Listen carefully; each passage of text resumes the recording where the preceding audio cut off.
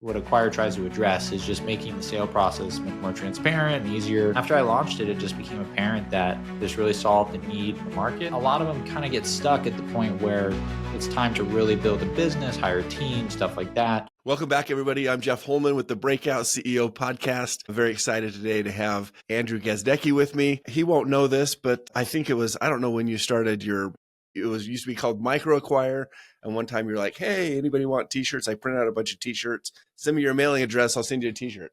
I probably should have worn that. Now that I think about that, I should have put that on, but that might be, outdated advertising now. So Andrew, it's good to have you here. Right on. What's up, Jeff? That's cool. Is it a MicroAcquire shirt? It's a MicroAcquire shirt. Yeah, you did a name change a while ago. It's been some time, right? Since you changed that. Wasn't it MicroAcquire? It was. Hang on to that shirt though. It might be worth a lot of money one day.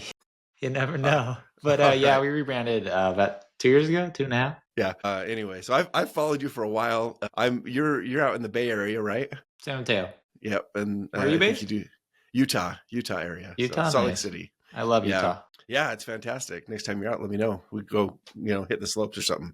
But it's great to have you on the podcast. You've done several things. I was really excited when, you have actually responded to my chats a number of times over the years that we've been connected. So I wasn't surprised, but I was really happy that you responded and agreed to be a guest on the show. Yeah, glad to be here. Thanks for the invite. Yeah. So I want to give everybody a little bit of some history, kind of building up to where you're at right now, because you've done several things. You've shared that. I think I've probably listened to a few podcasts that you've been on where you've shared some of that history, but maybe give us the high level overview of what led you to the current company, Acquire. Sure. So been an entrepreneur pretty much my whole life. Started my first quote unquote business in like middle school, selling baseball cards and Pokemon cards. So just fell in love with entrepreneurship at an early age. In college, I started a company called Business Apps. We made mobile app development easier for small businesses.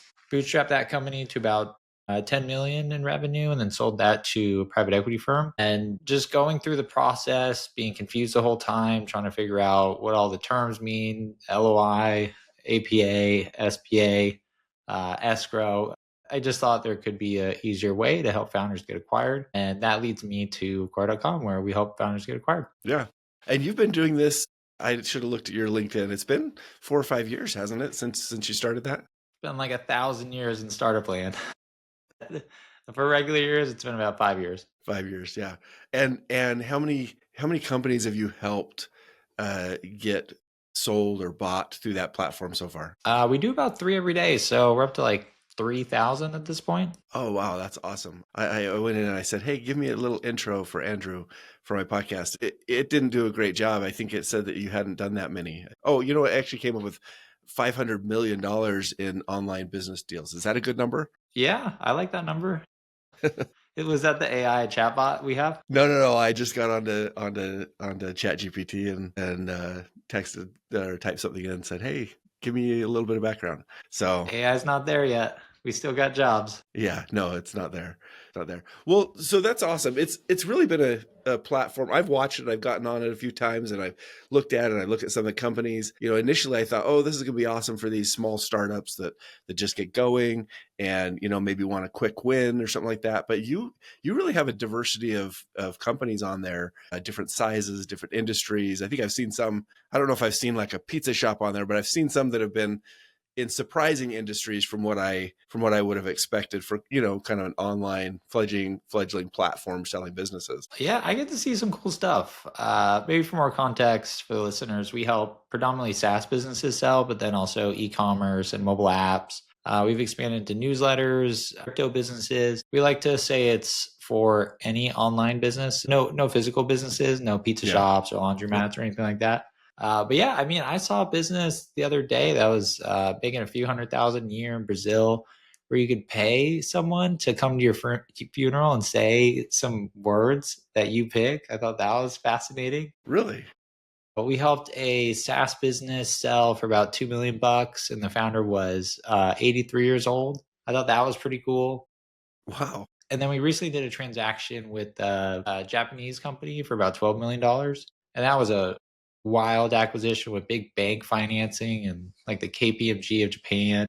Really? Yeah, one of my teammates got to fly out to Tokyo and do the closing and stuff like that. So kind of wild is what I'm getting at. Like I started the business to just help like small side projects sell, but we've expanded into a few other categories and, definitely larger businesses as well. So it's been a fun ride. Yeah, and the thing that I love about it is you not only have you been through the experience yourself, you're now making that experience accessible to other people. They get to experience some of the successes that you've experienced by selling your own business. Going back into that, give me a flavor for what it was like when because you said you bootstrapped to about $10 million that business apps. What was the experience like for you going through the sales process? Was it, this is awesome? Was it terrible? Was it both? We hear a lot of stories about people who go through that and it's just the hardest thing, but once they're done, they're happy they're done, and then they're sad they've sold. Like, how did that work out for you? Yeah, for me, it was a long process. I had previously tried selling the business when I was about 25, 26. I had some pretty decent offers. One was from a company called web.com, another Endurance International. And I just kind of blew those deals. I didn't manage them correctly. I kind of thought acquisitions was this weird like standoff where you're like, I'm for sale, but not really. And that like makes the valuation go up. And then I had no idea what private equity was, meaning what they look at in businesses, mainly financials, profitability, that sort of stuff. So I just thought it was really confusing. And I didn't know how to really attract buyers either, what they were looking for. And I just wish there was a place where we put all the buyers in one spot and you could essentially have an auction process for your business. And so that's what Acquire tries to address, is just making the sale process much more transparent and easier and faster than what you typically get by just emailing businesses and saying, hey, we'd be a perfect fit, and trying to work that out, only meeting with buyers that are, interested in moving on acquisitions. Yeah, that makes sense. Do you think your experience early on, the difficulty selling or understanding the process, did you have people around you that you could turn to, or was this like true bootstrapped? You got your own business, but not necessarily the network of people. Like, what was it that caused that experience to happen the way it did? I probably could have had some better mentors. I had great mentors for business apps, but no one specifically in the M&A space. So I'm sure if I had like a really good M&A advisor or something like that, maybe the process I ran would have been different. But I think there's just a lot of founders in shoes that I was wearing where, they're bootstrapping their business. They built something great. Maybe the buyer isn't obvious, where it's not going to be the next Google. It's not going to be Apple that's buying the business. Maybe it's XYZ private equity shop, or maybe it's even John Smith who works at Stripe or something like that. Finding those buyers is just really, really difficult. So there's always acquisitions where the buyer is really obvious, meaning it's a strategic acquisition. They reach out to the head of corp dev and it's a match made in heaven. But that only applies to around 1% of startups, and the other 99% of startups have to go through this awkward dating process that usually takes years to find a buyer. And so that was kind of the problem I went through, where the buyer for business apps wasn't really obvious. I eventually found a buyer, luckily, but it did take about 2.5 years to do it. And I think that's just way too long. Yeah, it's a lot of time and energy spent on the buying process while you're trying to run the business, right? True. Absolutely. Yeah. Well, so as you got into this, like some people, they do their business and then they get out and they're like, I'm going to go invest now. I'm not going to start another business. Like, I've been down that road. What is it about you that prompted you to do this? Is it really just, I want to help people, or do you love the grind, or, it's just who you are? What's Bad investor. I'm a terrible investor. No, just kidding. I love building businesses. I think it's exciting. Like you mentioned, investing. I think that's super boring, where you just kind of look at a screen all day and make some picks. I like doing support. I like marketing. I love, thinking of business models, stuff like that. So one thing I would just add is when I started MicroAcquire, now Acquire, I didn't mean for it to really become a big business. I started as a side project, so I thought it'd be cool. I just made a marketplace where people could freely buy and sell. There's no business model. And then after I launched it, it just became apparent that this really solved the need in the market. And there was a lot of founders that had businesses ranging from a handful of $1,000s to millions of dollars looking to sell. That's kind of when I switched from, okay, this is just something fun I made, to I think there's a real business here. So to answer your question, just love building businesses. Yeah. Yeah. That's cool. And a lot of people are benefiting from it. I mean, What would you estimate is the difference between the process that you're now facilitating for people through Acquire versus the process you went through? What are some of the highlights there people go through, and Yeah. have you laid out the process? I know early on you were talking about getting advisors in place and doing kind of Yeah. simplifying, templating, but what's it look like now? Yeah. So when we first launched, it was just a marketplace. You create a listing, you're kind of on your own. But now what we'll do is we'll work with founders, we'll give our opinion on what their business could potentially sell for, which is critical because if you price too high, you're not going to get interested buyers. How to prepare, how to put together a P&L, we'll do recasting of financials, we'll help assemble the data room, just making sure that they have everything that we know based on all the acquisitions that we've seen that buyers are going to need this information to make an offer on the business. Then we're going to prepare the founder too. We're going to talk to them about questions that they should expect, how to run certain meetings, how to really get the most out of this process, how to create a competitive process so they get multiple offers.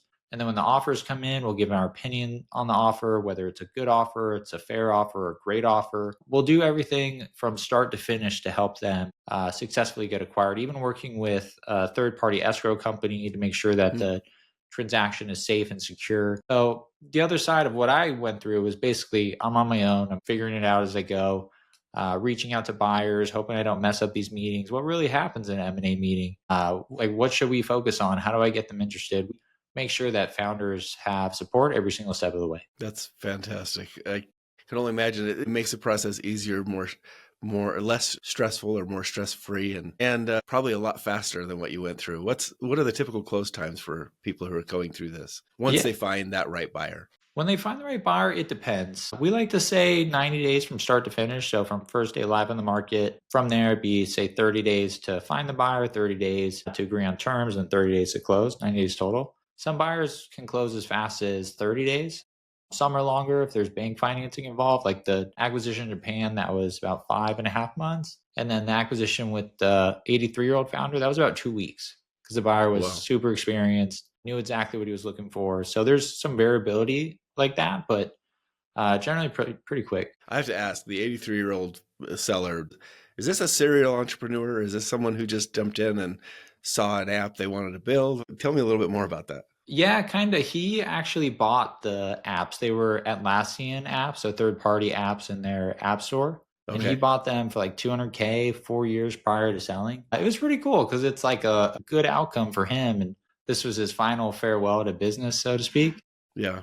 But he was happy for sure. That's fantastic. I was talking with my dad, who's 76 this year, just like last month, and he's a real estate developer, very invested in his business, and my brothers are running parts of it now. And I'm like, Dad, is this where you want to be in 5 years? Like, what's your trajectory? And I just picture him saying, Jeff, I'm gonna wait 2 more years, then I'm gonna buy an app, and then I'm gonna sell it 4 years later. I'm not sure that's his path. But we see it all the time. We see buyers do really, really well in Acquire, where some are rolling up different SaaS apps, some are buying one application, going all in on it, growing it, coming back. We had someone recently buy a newsletter for like 100K and then came back and sold it with us for 800K about 6 months later. Really? Yeah, 6 Are months these later. experienced people who are, they're experienced buyers, or are these people who are like you that, you went through one business and you're like, I'm going to start another? Like, what's the typical profile for people? I'm just curious. Yeah. A lot of the buyers that we work with are what we call first-time entrepreneurs, meaning they have a role at a tech company where they're really skilled in marketing or sales. And a lot of the businesses that we work on with Acquire, they're lacking go-to-market in some area. So they see a bunch of opportunity where they're an expert in the specific area of growing the business. And so they buy the business, they go all in and find some quick growth levers to focus on and usually do pretty well. Yeah. Well, and it sounds like you bring them, because I often talk with my clients. I'm like, hey, I would love to help first-time entrepreneurs act like second-time entrepreneurs, because then you know what questions to ask, you know what's down the road. And it sounds like you're providing that expertise to help them be more like a second-time or a serial entrepreneur instead of that first-time entrepreneur that has to go through all the mistakes themselves. Yeah, I think the biggest benefit to buying a business is you get to skip over the first year or two or even longer where you're trying to figure out product market fit, who's your customer, what's the positioning, what's the branding, building the product. You just skip over all that and start right at the point where you're focusing on marketing, getting more customers, making your existing customers happier, improving operations of the business. So I think it's ideal for entrepreneurs that maybe aren't as creative or that's not their expertise. Kind of like the builder and scaler. You have the builder Hmm. entrepreneur who loves tinkering and figuring out creative new solutions to existing problems. Then a lot of them kind of get stuck at the point where it's time to really build a business, hire a team, stuff like that. They just don't want to do it. And we hear that all the time at Acquire, where they built something extremely valuable, profitable. It's a great business, but it's not what they love doing, and then they Yeah. sell it to someone that loves all the stuff that they think is boring and they don't want to focus on. So it's kind of Yeah. a win-win. That makes perfect sense. Perfect sense. I bet we're attracting some CEO audience members right now who are saying, maybe I need to look at another business. Maybe I need to tack something on, buy something and There's 1,000 add it. businesses on Acquire, literally over 1,000. That's fantastic. Well, I want to have a little bit of time here to talk to you about your journey in your business and get into maybe one of your own breakout moments where, because, you know, as successful as a lot of people are, there's always these moments where you're looking at your business and you're saying, you know, this isn't going quite like I planned, or maybe in your case, this is not the hobby I thought it was, and maybe the Yeah. breakout moment was just a natural progression of the market demand. I don't know. I'd love to hear kind of if you don't mind, how you built up the team around you and kind of what situations that led to, leading up to some type of breakout moment. Yeah, I can give you a good one at business apps, but to answer your question, I'm a big believer that you should do every role before you hire for it.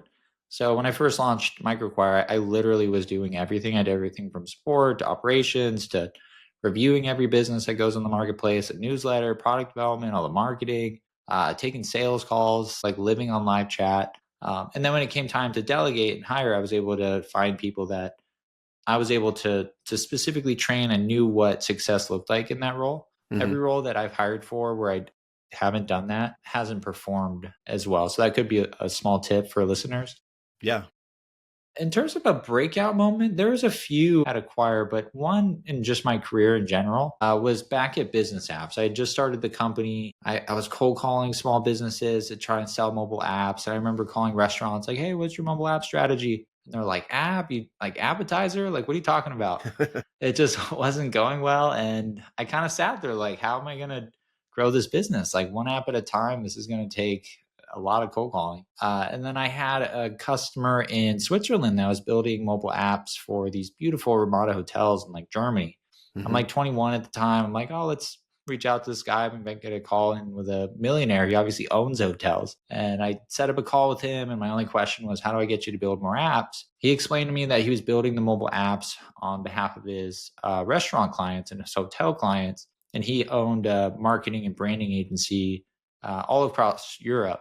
Hmm. And the moral of the story there is to not be afraid, excuse me, not be afraid to pivot the business and listen to your customers. And what he told me was if he could put his own branding on the product, meaning if we could white label the product, allow him to sell mobile apps as if they were under his branding and his technology, he'd be able to sell way more mobile apps. And since that changed, we were able to completely change the trajectory of the business. So you were building one-offs for people, and then you decide, after talking to this guy, you were able to essentially white label this for him. Is that right? Exactly. We switched from a direct sales model, selling one app at a time, to essentially selling 10 to 20 to 100 plus apps at a time. So we went from like one-on-one sales to distributing the software and creating this global reseller network. We ended up powering about 50,000 mobile apps worldwide. Wow. How did you know to find this guy? Or was this just serendipity? You read about him, or you'd known him, or somebody said, "Hey, you really ought to talk to this guy."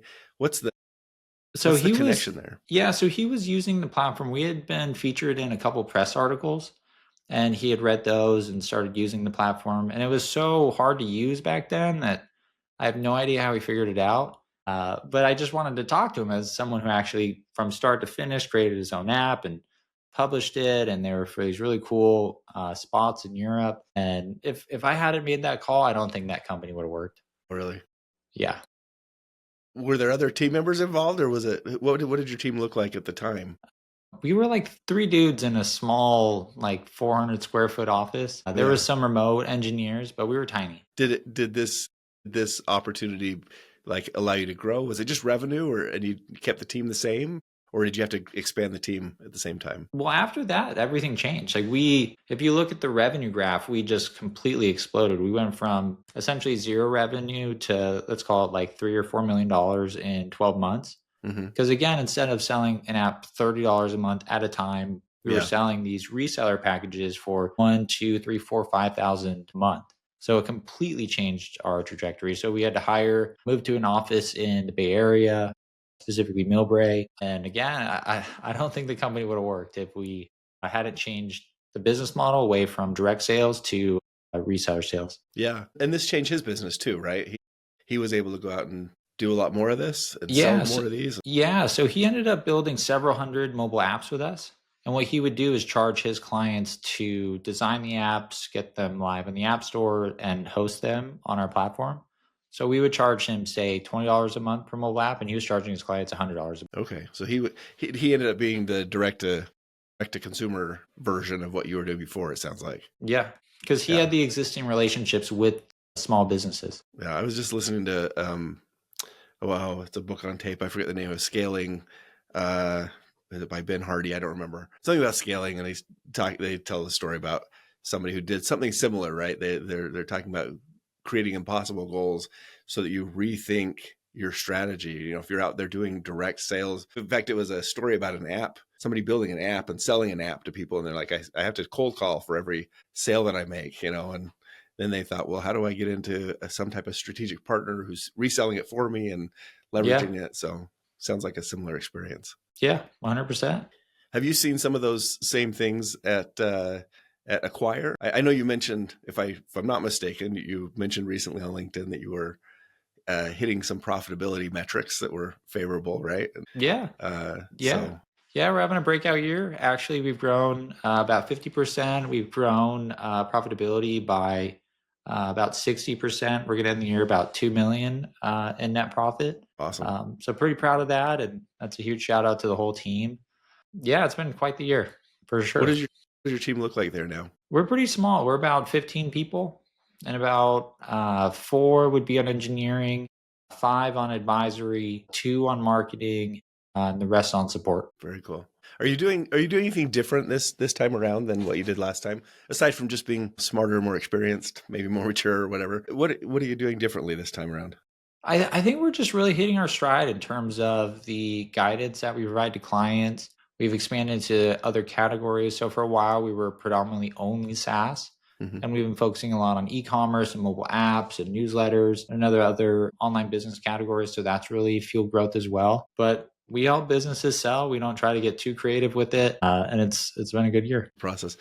That's cool. Is there anything in your personal life that carries over into the business? I know some people bring their personality is just their personality everywhere. Other people, they have their business personality. Sometimes things from personal life just carry over into the business. Is that true for you? I consider myself, kind of a weird and fun guy. I always like to describe our culture as a little weird and fun. Like we give out these awards every quarter. It's a banana. So you get a banana award for like the top advisor, top engineer. If you get 3 bananas, we'll buy you a plane ticket to anywhere in the world for a vacation. And these are real bananas? No, they're like little plastic bananas. Trophy ones. Yeah, you can get them off Amazon. Yeah. So we do like fun. There's like 4 other little, quirks that we do like that. So maybe that. That's funny. There was a company I was at, we did sharks. I didn't start this, as somebody before me started it, but I got there and like, yeah, we do our shark drawings every month. I'm like, what is a shark drawing? Well, I was in charge of intellectual property portfolio and stuff. And so every time somebody would come up with a new invention disclosure or something, they would get a shark and then they'd be put in the drawing. And if your shark was drawn, you got some gift or something. I like it. But it was really interesting because as I walked around, I saw these, sharks all over people's cubicles and desks before I knew what they were. Like, why does everybody have sharks here? The bananas prominently displayed by your team when they win those? They actually are. Yeah, if like you go on Zoom with some team members, you can see all the bananas in the background. But I think it's important to have fun at work and just, make fun memories. People always talk about it, share with their friends and family because it's kind of funny. It's not very serious and lighthearted. And I think those are good attributes to a work environment. What do you think is I don't know if it's a team thing or a financial modeling thing or something else. Like what's the kind of the magic behind your strategy right now? Is it just being in the right place at the right time? having something somebody wants, or is there more to it? For Acquire, I think it's been relentless focus on brand building for 5+ years. Lots of social marketing, lots of podcasts like this. We have our own podcast, and that translates to a lot of activity on the marketplace. But I think the most important thing is successful acquisitions. When founders sell, they love to tell other founders that are looking to sell, and that creates kind of like a flywheel effect. So I think it's really just our ability to do what we set out to do. Doing good work, I guess, huh? A little bit. Key. Yeah. That's fantastic. Well, this has been great. I really appreciate you sharing both about your business and about your breakout moments. Is there some advice that you would leave for people that might be behind you a little ways in the same journey or a similar journey? Or maybe some of your sellers who are aspiring to create something like Acquire and then sell it on your platform. What would you say to them as they're in their journey? I would say just keep going. I think entrepreneurship is this journey that's just guaranteed to get hard. And every startup founder and entrepreneur goes through tough times, things that just kind of suck. And I think the ones that win and are successful just find a way to keep going and win from there. I think one last thing I'll add to that is, for entrepreneurship, you're almost like begging for hard times and for that patience to be tested. And should I give up? Is this working? Like, I think it's important to take a step back and kind of ask yourself, like, is this surprising? Like when things aren't working, or like me at business apps where how am I going to figure out the business model? Like those moments are literally guaranteed when you build a business. And so I think when you're in them, to just recognize that and uncover every rock and kind of focus on just putting one foot in front of the other and keep going. I love that. You say, ask, what was the question again? Is this a surprise? Is this surprising this happened? Yeah, is it a surprise? It's like running a marathon and in the middle of it, you get tired and you're like, I stopped running. And it's like, well, dude, you like started running a marathon. Like, of course you're going to get tired, but to finish the marathon, you kind of have to push through those hard moments. Yeah. Are you a runner, by the way? I'm not. I can run a little bit. I do, once or twice a week, but not enough. Well, that's a runner. You're consistent. I'm talking like 4 or 6 laps around the track by my house. Enough to check the box. I still say that. Yep. Check the box. You're a runner in my book. All right. Hey. So that's fantastic. Well, I really appreciate you being on the show today. This is really insightful, and I'm sure some of our audience is going to say, in addition to what I learned from Andrew, I want to go get on the platform and maybe buy a business or sell a business over there. So all right, it's another resource. Well, thank you so much, and thanks to our audience for listening this week. Really appreciate having you all here, and we'll see you again next week. Thanks for having me on. Be sure to follow or subscribe on your favorite podcast platform. And if you enjoy the show, a rating or a review goes a long way. Our mission is to promote the stories of breakout CEOs in scaling SaaS, e-commerce, and tech companies to equip peer CEOs with valuable perspectives and confidence. Thanks again for joining us on this episode of the Breakout CEO. I'm Jeff Holman, and I'll see you next time.